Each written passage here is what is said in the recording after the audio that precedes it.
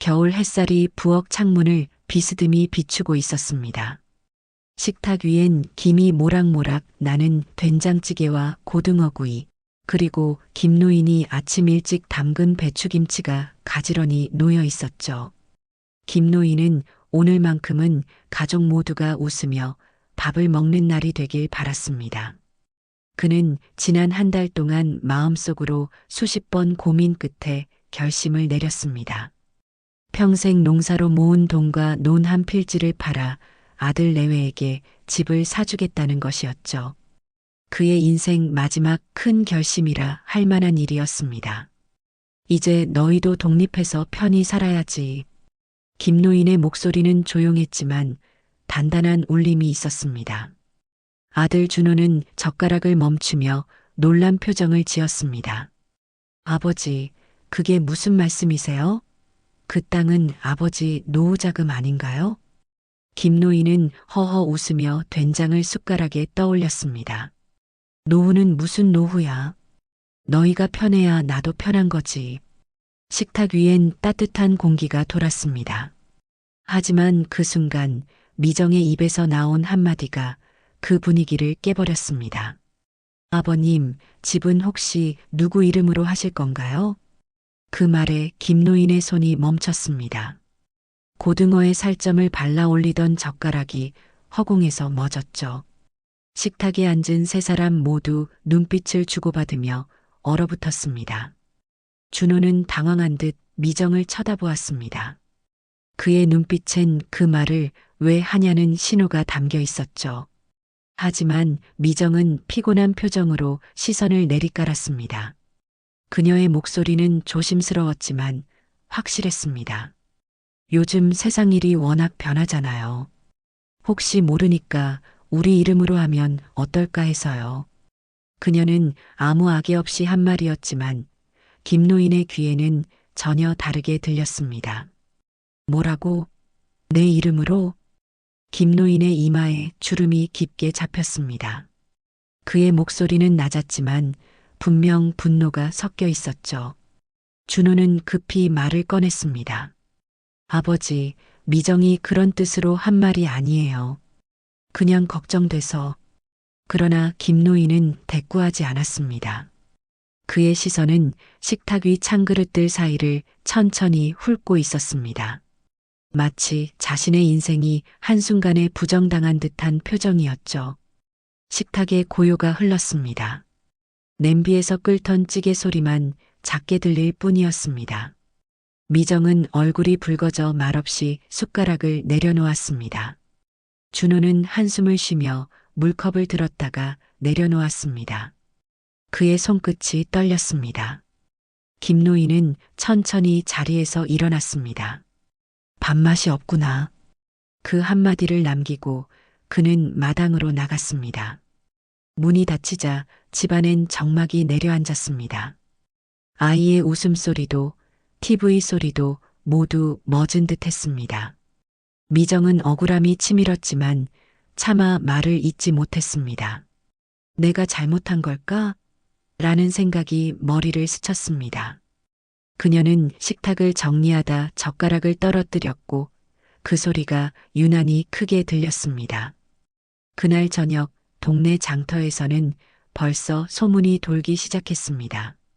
며느리가 시아버지한테 진명에 요구했다더라. 요즘 세상 참 무섭다니까. 피보다 돈이 앞서는 세상이야. 소문은 눈덩이처럼 불어나 마을 구석구석 퍼졌습니다.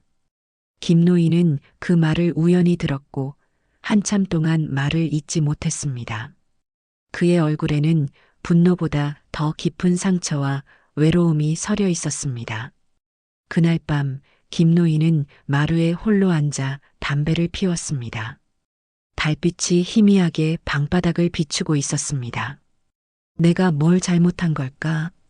그의 눈가엔 고인 눈물이 천천히 흘러내렸습니다. 그의 마음속엔 가족을 향한 사랑과 배신감이 뒤엉켜 있었습니다. 그리고 그날의 밥상머리에서 시작된 작은 균열은 이 가족을 오래도록 갈라놓을 깊은 틈이 되어버렸습니다. 며칠이 지나도 집안의 공기는 무겁게 가라앉아 있었습니다. 김노인은 여전히 말이 없었고 식사 시간에도 미정을 향해 눈길조차 주지 않았습니다. 준호는 회사에 다녀오면 피곤한 얼굴로 식탁 앞에 앉았지만 그저 밥 몇 숟가락 뜨다 말곤 방으로 들어가곤 했죠. 미정은 말없이 그들의 뒷모습을 바라보다 한숨을 쉬었습니다. 그녀의 눈 밑에는 짙은 다크서클이 자리 잡고 있었고 손끝에는 설거지로 생긴 상처가 희미하게 번져 있었습니다. 동네 사람들의 시선은 더욱 따가웠습니다. 슈퍼에 들른 미정은 계산대 앞에서 수군거리는 소리를 들었습니다. 저 집 며느리라잖아. 그 시아버지 땅 판다는데 명예 문제로 싸웠다더라. 욕심이 과하지. 요즘 사람들 무서워. 그녀는 아무렇지 않은 척 계산을 마치고 밖으로 나왔지만 심장이 두근거려 숨이 막혔습니다. 차가운 겨울바람이 볼을 스쳤고 눈물이 금세 고여 흐르기 시작했죠. 그녀는 장바구니를 꼭 쥐며 중얼거렸습니다. 내가 그런 뜻으로 한 게 아닌데. 그날 저녁 집으로 돌아온 미정은 대문 앞에서 한참을 망설였습니다. 안으로 들어가면 또 차가운 시선이 기다리고 있을 게 분명했습니다. 하지만 아이가 잠들 시간이라 더는 미룰 수도 없었습니다. 문을 열고 들어서자 김노인은 텔레비전을 켜둔 채 묵묵히 앉아 있었습니다. TV 화면에는 농촌 다큐멘터리가 흘러나왔지만 그는 한눈도 팔지 않고 그저 불빛만 바라보고 있었죠. 미정이 아버님 식사하세요. 하고 조심스럽게 말을 건넸지만 대답은 돌아오지 않았습니다. 그녀는 억눌린 감정이 터져나올 듯 속으로 끓어올랐습니다. 식탁에 놓인 밥상은 이미 식어 있었고 찌개 위엔 하얀 기름막이 떠 있었습니다. 그녀는 젓가락을 내려놓고 자리에서 일어났습니다. 이런 집에서 더는 못 살겠어요. 준호가 방에서 나오며 놀란 눈으로 바라봤습니다. 미정아, 그게 무슨 말이야? 지금 그런 말 할 때가 아니잖아. 하지만 그녀는 눈물을 꾹 참으며 짐을 챙기기 시작했습니다. 방 안에는 아이의 가방과 옷가지가 허둥지둥 던져졌습니다. 김노인은 그 소리를 들으며 고개를 돌렸습니다. 봐라, 내가 뭘 했냐. 결국 이런 일이 생길 줄 알았다. 그의 말은 차갑게 떨어졌고 준호는 참았던 분노를 터뜨렸습니다. 아버지, 제발 그만 좀 하세요. 아버지 말씀이 오히려 더 상처예요. 김노인은 잠시 입을 다물었지만 곧 낮게 한숨을 내쉬었습니다. 요즘 며느리들은 다 그렇다. 가족보다 자기 생각이 먼저지. 그 말에 준호는 더 이상 대꾸하지 못했습니다. 이튿날 아침 김노인은 부동산 사무실에 전화를 걸었습니다. 그 땅 계약은 미뤄주세요. 생각이 바뀌었소. 그러나 이미 계약금 일부가 지급되어 있었고 중개인은 당황한 목소리로 말했습니다. 이제 철회하시면 위약금이 큽니다. 손해가 클 거예요. 김노인은 한참 동안 아무 말 없이 수화기를 붙잡고 있었습니다. 결국 낮게 한숨을 내쉬며 중얼거렸습니다. 그래, 다 끝났구나. 그날 오후 미정은 아이를 데리고 친정으로 향했습니다. 버스 창밖으로 스치는 겨울 풍경은 삭막했고 그녀의 눈엔 눈물이 그렁그렁 맺혔습니다. 손에 쥔 아이의 작은 손이 따뜻했지만 마음속 공허함은 메워지지 않았습니다. 엄마, 우리 언제 다시 아빠랑 살아? 아이가 묻자 미정은 아무 대답도 하지 못했습니다. 그저 아이의 머리를 쓰다듬으며 창밖을 바라봤습니다. 그녀의 눈앞에는 멀어져 가는 집의 지붕이 보였고 그곳엔 여전히 김노인이 혼자 앉아 있었습니다. 그의 그림자는 겨울 햇살 속에서 길고 쓸쓸하게 늘어져 있었습니다. 겨울비가 그치고 하늘은 잿빛 구름에 덮여 있었습니다. 김노인의 집은 조용했습니다. 며느리와 손자의 웃음소리가 사라진 마당은 적막했고 빨랫줄엔 마르지 않은 수건이 바람에 흔들리고 있었죠. 부엌에는 먹다 남은 반찬이 그대로 남아 있었고 식탁 위에는 식어버린 밥솥이 덩그러니 놓여 있었습니다. 김노인은 그 밥솥을 바라보다가 한참 만에 의자에 주저앉았습니다. 그의 손끝은 거칠고 차가웠고 눈가에는 지난밤의 피로가 짙게 내려앉아 있었습니다. 결국 이렇게 되는구나. 그는 혼잣말을 하며 천천히 담배를 꺼내 들었습니다.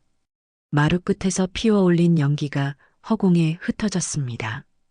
그 연기 속에서 그는 미정의 얼굴을 떠올렸습니다. 결혼 첫해 농사일을 도와주며 환하게 웃던 그 모습이 떠올랐죠.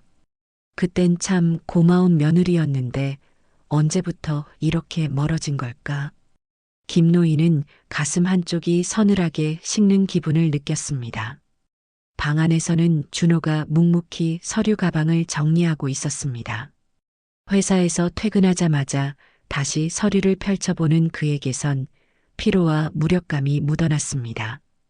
그의 눈가에는 잠 못 잔 흔적이 고스란히 남아 있었죠. 그는 아버지를 향해 한마디 건네려다 입을 다물었습니다. 무슨 말을 해도 상처가 될 것 같았기 때문입니다. 결국 그는 작은 방으로 들어가 문을 닫았습니다. 밤이 되자 집은 더 차가워졌습니다. 김노인은 식탁 위 컵에 소주를 따르고 묵묵히 한 모금 들이켰습니다. 며느리 하나 잘못 만나 집안이 망했네. 그의 입에서 새어나온 말은 스스로에게 향한 원망처럼 들렸습니다. 술 기운이 돌자 얼굴이 붉어졌지만 마음은 더욱 허해졌습니다. 그는 술잔을 탁자 위에 내려놓으며 낮게 한숨을 내쉬었습니다. 방 안에서 들려오는 아들의 발소리가 문 앞에서 멈췄습니다. 하지만 준호는 끝내 문을 열지 않았습니다. 준호는 어둡게 켜진 스탠드 아래에서 휴대폰을 쥐고 있었습니다. 그는 통화 버튼을 눌렀다가 여러 번 취소했습니다. 받지 않겠지 그래도 한 번만. 그는 떨리는 손가락으로 다시 미정의 번호를 눌렀습니다. 하지만 들려온 것은 짧은 안내음 뿐이었습니다. 지금은 통화할 수 없습니다. 그 말이 귓가를 맴돌자 그는 휴대폰을 내려놓고 얼굴을 감쌌습니다. 숨이 막히는 듯한 답답함이 가슴을 짓눌렀습니다. 그 시각 김노인은 방문 너머로 아들의 흐느끼는 소리를 들었습니다. 그의 손이 잠시 멈췄다가 이내 담배를 다시 꺼냈습니다. 남자는 울면 안 되는데. 그 말 속에는 오래된 후회의 그림자가 섞여 있었습니다. 그는 창문을 열어 차가운 공기를 들이마셨습니다. 바깥에선 개 짖는 소리와 바람에 흔들리는 대문이 덜컥거렸습니다. 한때 가족의 온기가 머물던 집은 이제 냉기만이 자리를 차지했습니다. 밤이 깊어갈수록 그들은 서로의 방 안에서 침묵으로 대화했습니다. 김노인은 미정에게 전화를 걸까 하다가 수화기를 내려놓았습니다. 이 나이에 무슨 자존심이람. 그는 중얼거리며 손끝을 꼭 쥐었습니다. 아버지의 고집과 며느리의 억울함이 부딪히며 남은 것은 단 하나의 고요뿐이었습니다. 그 고요는 가족의 틈새에 스며들어 마치 오래된 균열처럼 집안 구석구석에 퍼지고 있었습니다. 새벽녘 김노인은 잠에서 깨어 마루로 나왔습니다. 탁자 위에는 준호가 남긴 메모 한 장이 놓여 있었습니다. 회사 다녀오겠습니다. 점심 꼭 챙겨 드세요. 그의 글씨는 삐뚤빼뚤했지만 그 안엔 미안함이 묻어 있었습니다. 김노인은 메모를 들여다보다가 조용히 접어 품에 넣었습니다. 그리고 창문 밖을 바라보았습니다. 서쪽 하늘이 어슴풀에 밝아오고 있었습니다. 하지만 그 빛은 따뜻하지 않았습니다. 그는 속삭이듯 혼잣말을 했습니다. 이 집이 너무 조용하구나. 그날 아침 그 조용한 집에는 미묘한 균열의 냄새가 떠돌았습니다. 사람의 체온이 사라진 공간은 금세 식어버렸고 식탁 위 밥그릇엔 먼지가 앉았습니다. 그리고 그 조용한 풍경 속에서 김노인은 느꼈습니다. 이 침묵이 단지 하루의 고요가 아니라 가족의 관계가 무너져가는 소리라는 것을요. 며칠 뒤 김노인은 마을버스를 타고 읍내 부동산 사무실로 향했습니다.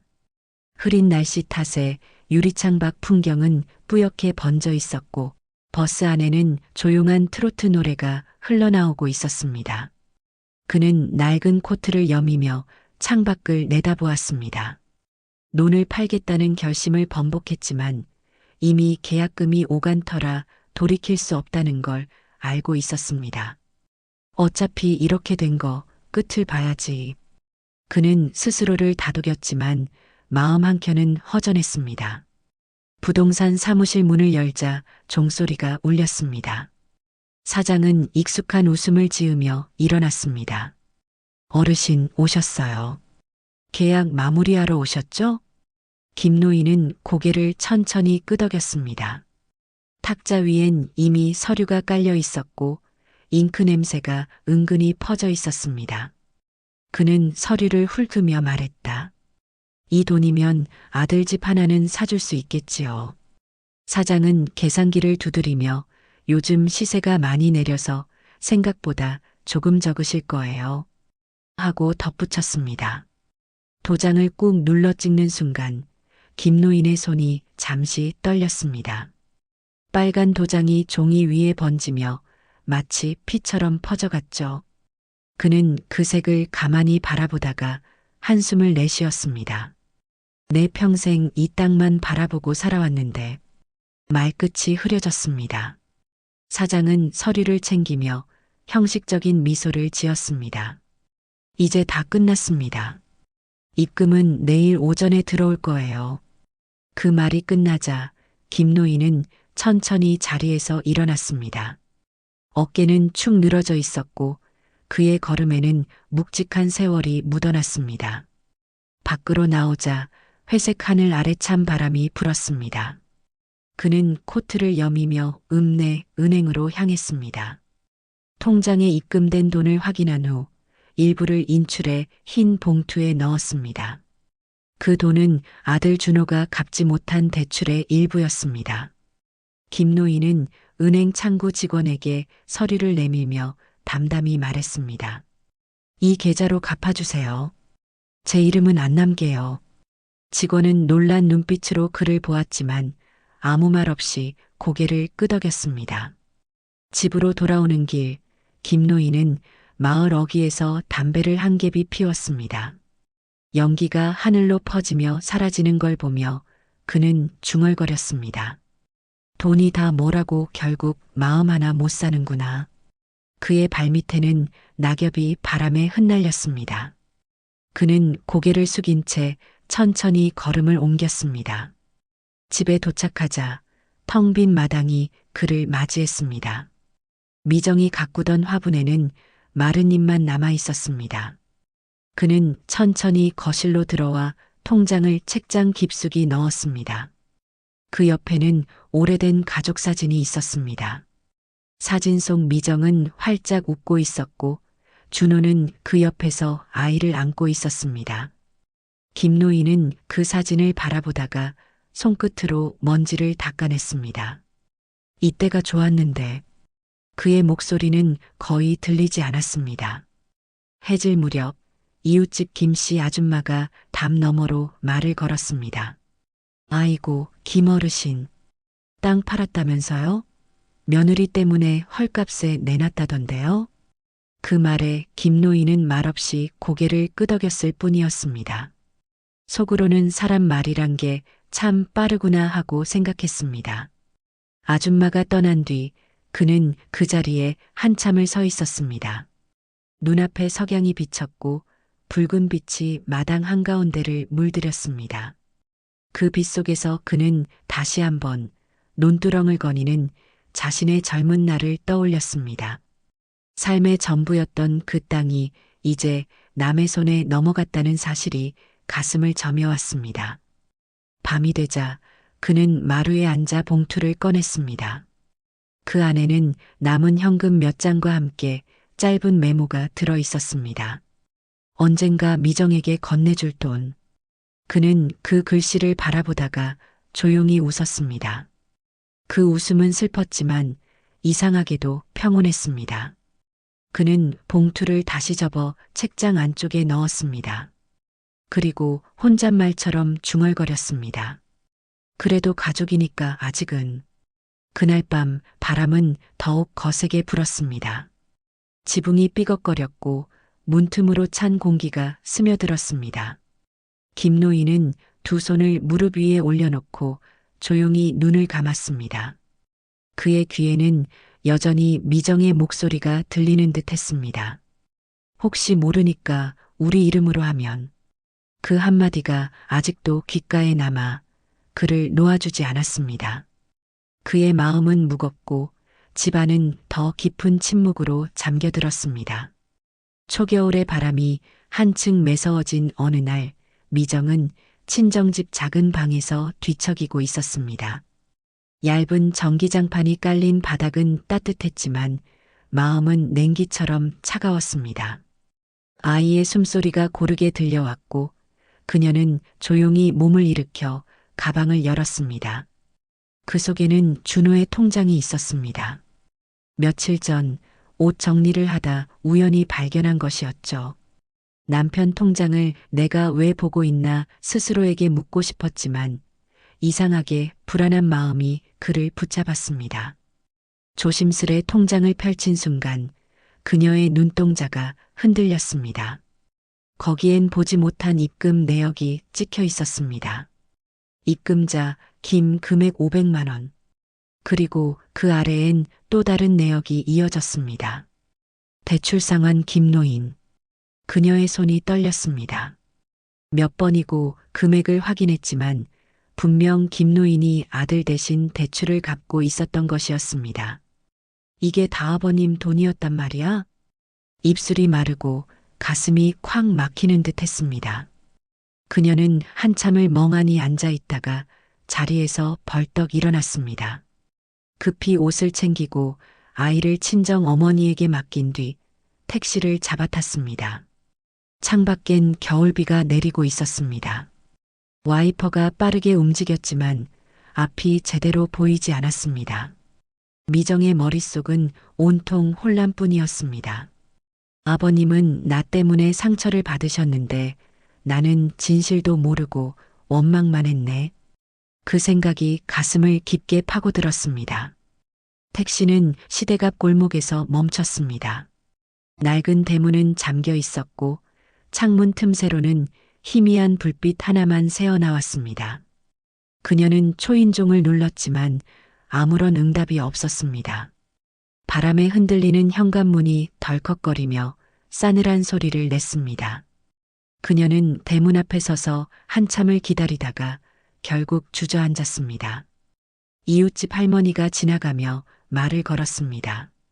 며느리 양반, 아버님 요즘 안 좋으셔. 병원 가셨다는 얘기도 있던데. 그 말에 미정의 눈이 커졌습니다.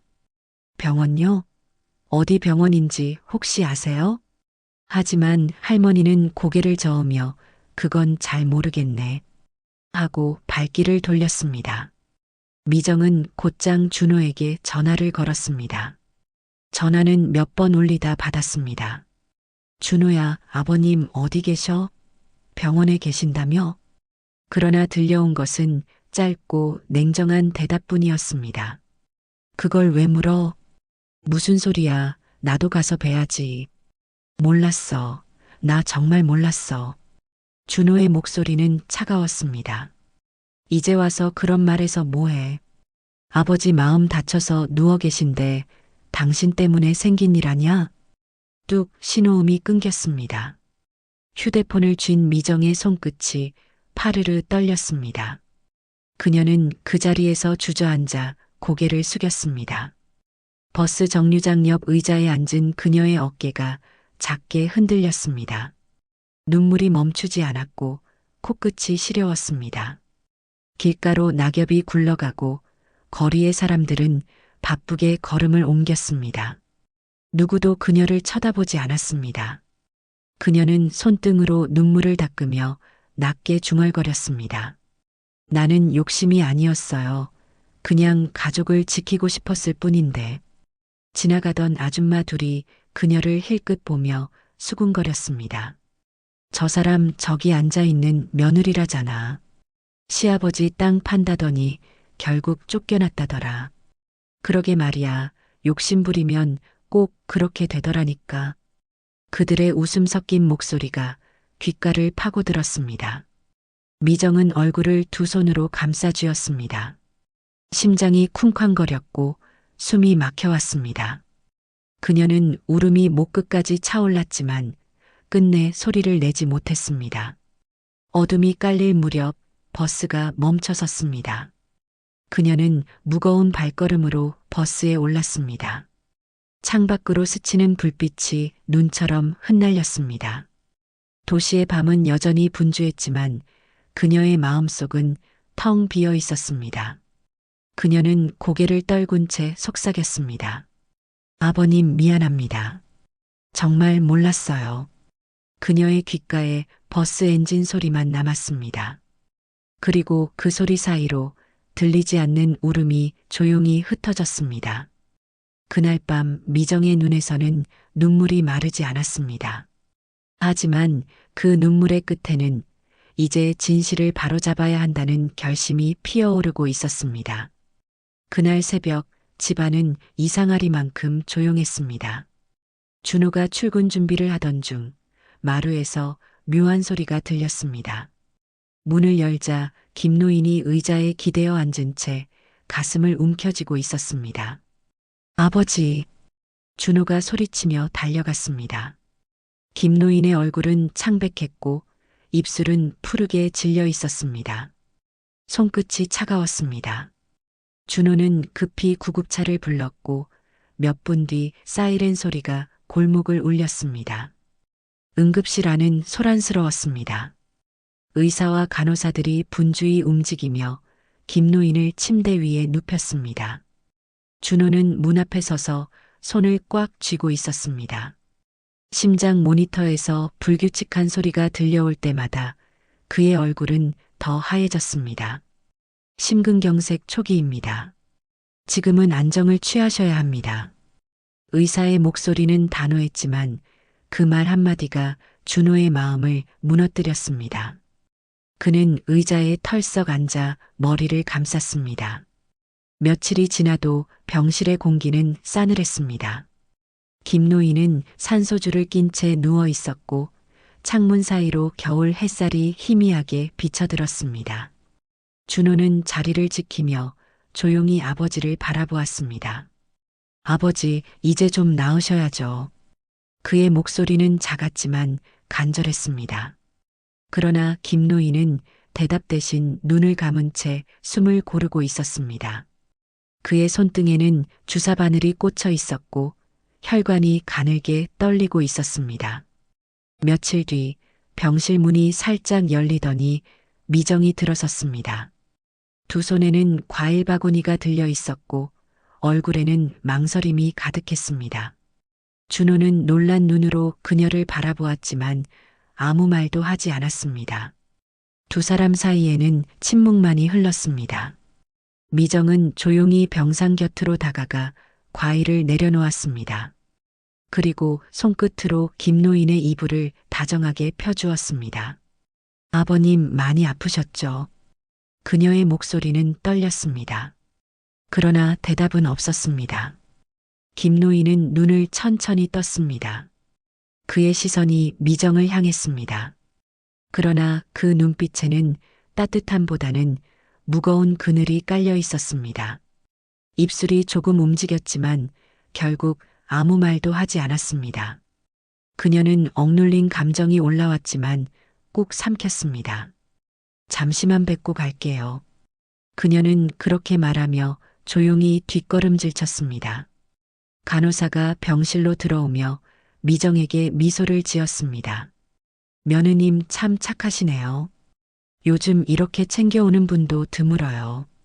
그 말에 김노인의 눈꺼풀이 미세하게 떨렸습니다. 간호사가 나간 후 그는 천장을 바라보았습니다. 오래 참고 눌러온 감정이 목까지 차올랐습니다. 그의 눈가에 투명한 눈물이 맺혔습니다. 그는 천천히 눈을 감고 속으로 혼잣말했습니다. 그 아이도 나만큼 힘들었겠지. 병실 한쪽에서 준호는 그 모습을 조용히 지켜보았습니다. 그는 아무 말도 하지 못했습니다. 며느리와 아버지 사이에 멀어진 거리가 얼마나 깊은지 그제야 뼈저리게 느꼈습니다. 미정은 병실 밖 복도에 서서 고개를 숙였습니다. 창문 너머로 겨울 햇살이 쏟아졌지만 그 빛은 차갑고 멀었습니다. 그녀의 눈에서 한 줄기 눈물이 흘러내렸습니다. 그날 밤 준호는 병원 침대 옆 의자에 앉아 있었습니다. 김노인의 손을 조심스럽게 잡았습니다. 그 손은 거칠었지만 여전히 따뜻했습니다. 아버지, 미정이 후회하고 있어요. 그의 말에 김노인의 눈썹이 미세하게 움직였습니다. 준호는 그 반응 하나에도 울컥했습니다. 우리 다시 가족으로 돌아갈 수 있을까요?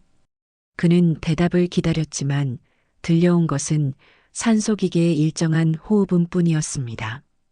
그 소리 속에서 준호는 깨달았습니다. 이 가족은 말 한마디로 무너진 게 아니었다는 것을요. 오해와 침묵, 그리고 자존심이 만든 틈이 오랜 세월 쌓여 이렇게 커져버린 것이었습니다. 그는 김노인의 손을 꼭 쥐었습니다. 이제라도 다시 시작할게요. 그의 눈가에 눈물이 고였습니다. 그리고 병실 안에는 그 울음 대신 조용한 기계음만이 남았습니다. 병실에는 낮은 기계음이 일정한 리듬으로 흘러나오고 있었습니다. 김노인은 잠든 듯 조용히 누워 있었고 준호는 병상 옆 의자에 기대 앉은 채 졸고 있었습니다. 새벽 공기는 싸늘했고 창문 밖으로 희미한 빗방울이 떨어졌습니다. 그때 무언가 툭 하고 떨어지는 소리가 들렸습니다. 준호가 눈을 비비며 고개를 돌리자 병상 밑에서 낡은 봉투 하나가 반쯤 삐져나와 있었습니다. 그는 몸을 숙여 그것을 조심스레 꺼냈습니다. 봉투는 오래된 듯 가장자리가 누렇게 변색돼 있었고 글씨는 희미했지만 분명히 김노인의 손글씨였습니다. 명예 이전 서류라는 단어가 눈에 들어왔습니다. 준호는 가슴이 뛰는 걸 느꼈습니다. 그는 손끝으로 봉투를 뜯고 안에 서류를 펼쳤습니다. 거기엔 부동산 명의 이전 계약서가 들어 있었습니다. 그러나 명의자는 예상과 달랐습니다. 박미정. 그의 손이 덜덜 떨렸습니다. 몇 번이고 문서를 다시 살펴보았지만 분명 김노인이 직접 서명한 서류였습니다. 눈앞이 아찔해졌습니다. 이게 무슨 뜻이지? 그의 목소리가 낮게 흘러나왔습니다. 병상 위에서 김노인이 희미하게 몸을 움직였습니다. 준호는 놀라서 서류를 재빨리 감췄습니다. 김노인은 천천히 눈을 떴습니다. 창백한 얼굴 위로 미묘한 미소가 번졌습니다. 찾았구나. 그의 목소리는 희미했지만 분명 들렸습니다. 준호는 다급히 물었습니다. 아버지, 이게 뭐예요? 왜 미정 이름으로? 김노인은 잠시 숨을 고르며 눈을 감았다 떴습니다. 그렇게라도 가족이 다시 하나가 되길 바랐단다. 그 말은 바람처럼 가늘게 흩어졌습니다. 준호는 손에 쥔 서류를 바라보다가 눈가가 젖어갔습니다. 그는 무겁게 숨을 들이켰습니다. 아버지, 그럼 처음부터 다 알고 계셨던 거예요? 미정이 그런 뜻이 아니었던 것도? 김노인은 대답 대신 천천히 고개를 끄덕였습니다. 눈가에 잔주름이 깊게 잡히며 미소인지 눈물인지 모를 표정이 떠올랐습니다. 그의 목이 잠시 떨리더니 숨을 고르기 힘들어 했습니다. 준호는 급히 간호사를 부르려 했지만 김노인은 그의 손목을 붙잡았습니다. 가지 마라, 지금은 괜찮다. 그 손은 약했지만 그 안엔 어떤 확신 같은 온기가 있었습니다. 잠시 후 병실 밖으로 나간 준호는 복도 끝 창가에 멈춰 섰습니다. 손에 쥔 서류를 바라보며 그는 복잡한 감정에 휩싸였습니다. 분노, 후회, 그리고 죄책감이 한꺼번에 몰려왔습니다. 그는 벽에 등을 기대며 눈을 감았습니다. 그 순간 마음속 어딘가에서 오래 묵은 감정이 무너져 내렸습니다. 우린 아버지를 이해하려 하지 않았어. 그의 눈가에 눈물이 고였고 손에 든 서류는 살짝 구겨졌습니다. 병실 문을 다시 열자 김노인은 눈을 감은 채 조용히 누워 있었습니다. 입가에는 미묘한 평온함이 서려 있었습니다. 준호는 그의 곁에 앉아 손을 잡았습니다. 아버지 죄송합니다. 너무 늦게 알았어요. 그러나 그에게 돌아온 건 산소기계의 고른 숨소리뿐이었습니다. 준호는 한참 동안 아무 말 없이 그 손을 붙잡고 있었습니다. 한편 병원 방 미정은 벤치에 앉아 있었습니다. 손에는 같은 서류 사본이 들려 있었습니다. 그녀는 간호사에게서 건네받은 서류를 바라보다가 눈을 감았습니다. 하늘은 흐렸고 비냄새가 코끝을 스쳤습니다. 그녀는 속으로 중얼거렸습니다. 아버님, 저한테 이런 마음을 남기셨네요. 눈물이 볼을 타고 흘러내렸습니다. 그녀는 고개를 들어 하늘을 바라봤습니다. 회색 구름 사이로 희미한 빛이 새어나왔습니다. 그 빛 아래 서로 다른 곳에 있던 부자와 며느리는 같은 마음으로 눈물을 흘리고 있었습니다. 후회와 감사, 그리고 미안함이 뒤섞인 눈물이었습니다. 병원 복도를 스치는 냉풍은 서류를 살짝 흔들었고 그 종이 위엔 김노인의 서명이 선명히 남아 있었습니다. 모든 건 가족의 이름으로. 그 한 줄이 이 가족의 깨어진 틈을 조용히 메우고 있었습니다. 겨울의 새벽은 유난히 조용했습니다. 병실 안공기에는 희미한 약 냄새와 함께 정적이 깊게 내려앉아 있었습니다. 창문 밖으로는 첫눈이 내리고 있었고 그 하얀 눈송이들이 조용히 유리창에 부딪혀 녹아내렸습니다. 김노인은 산소 마스크를 쓴 채 누워 있었고 숨결은 점점 더 가늘어졌습니다. 준호는 병상 옆 의자에 앉아 아버지의 손을 잡고 있었습니다. 그 손은 차가웠지만 여전히 따뜻함의 잔향이 남아 있었습니다. 그는 고개를 숙인 채 아무 말도 하지 못했습니다. 말 한마디만 해도 눈물이 터져 나올 것 같았기 때문이었습니다. 그때 병실 문이 조심스럽게 열렸습니다. 미정이 들어왔습니다. 그녀는 두 손으로 문을 잡은 채 잠시 망설였습니다. 눈가엔 밤새 울었던 흔적이 그대로 남아 있었고 손에는 작은 수첩 하나가 들려 있었습니다. 그녀는 조심스럽게 병상 쪽으로 걸어갔습니다. 준호는 잠시 일어나 자리를 내주었습니다. 김노인은 미정의 발소리를 들은 듯 천천히 눈을 떴습니다. 그의 시선이 그녀를 향했습니다. 그 눈빛엔 미움도 분노도 없었습니다. 오직 오래된 후회와 따뜻한 온기만이 담겨 있었습니다. 미정은 눈물이 맺힌 눈으로 다가가 김노인의 손을 꼭 잡았습니다. 아버님, 미정이에요. 오해만 남기고 떠나셔서 얼마나 죄송한지 모르겠어요. 그녀의 목소리는 떨렸지만 단단했습니다. 김노인은 힘겹게 입술을 떨었습니다. 아니야, 다 알고 있었지. 그는 손가락을 천천히 움직이며 머리맡을 가리켰습니다. 준호가 급히 그가 바라보는 곳으로 고개를 돌리자 작은 수첩 하나가 놓여 있었습니다. 겉표지는 낡았고 구석에는 가족이라는 단어가 흐릿하게 적혀 있었습니다. 미정은 손을 떨며 그 수첩을 펼쳤습니다. 그 안에는 김노인의 삐뚤빼뚤한 글씨가 빼곡히 적혀 있었습니다. 미정, 가족을 지켜라. 내가 가진 건 많지 않지만 마음은 모두 너희에게 남긴다. 짧은 문장들이었지만 그 속엔 평생 쌓인 사랑이 묻어 있었습니다. 그녀는 더 이상 참지 못하고 눈물을 흘렸습니다.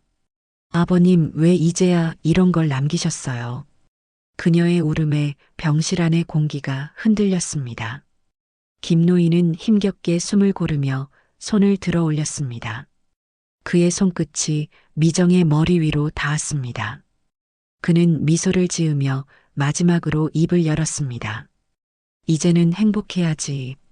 그 말이 끝나자 그의 손이 천천히 떨어졌습니다. 심장 모니터의 파형이 불규칙하게 흔들리기 시작했습니다. 준호는 급히 아버지의 손을 잡았지만 그 손끝의 온기가 점점 사라지고 있었습니다. 아버지, 아버지 제발. 그의 외침은 허공을 가르며 울려 퍼졌습니다. 간호사가 급히 달려와 커튼을 닫았습니다. 병실 안의 빛이 희미해졌습니다. 준호는 무릎을 꿇고 울음을 터뜨렸습니다. 미정은 그의 어깨를 붙잡고 함께 울었습니다. 창문 밖으로 내리던 눈이 유리창을 덮었습니다. 그 흰 눈 너머로 세상은 고요했고 따뜻했습니다. 시간이 얼마나 흘렀는지 모릅니다. 커튼이 다시 열렸을 때 병실 안엔 평온한 침묵이 감돌고 있었습니다. 김노인의 얼굴에는 평화로운 미소가 떠올라 있었습니다. 그는 마지막까지 사랑하는 가족을 향해 미소를 남긴 채 떠난 것이었습니다. 미정은 그의 손을 조심스레 감싸며 속삭였습니다. 아버님, 약속할게요. 이젠 가족을 지킬게요. 그녀의 손끝이 미세하게 떨렸습니다. 준호는 고개를 숙인 채 아버지의 얼굴을 바라보며 속으로 중얼거렸습니다. 이제라도 늦지 않았으면 좋겠어요. 병실 창밖으로는 여전히 눈이 내리고 있었습니다. 하얀 세상 속에서 가족의 마지막 약속이 조용히 새겨지고 있었습니다. 그 약속은 눈처럼 서서히 쌓이며 세 사람의 상처를 덮어주고 있었습니다.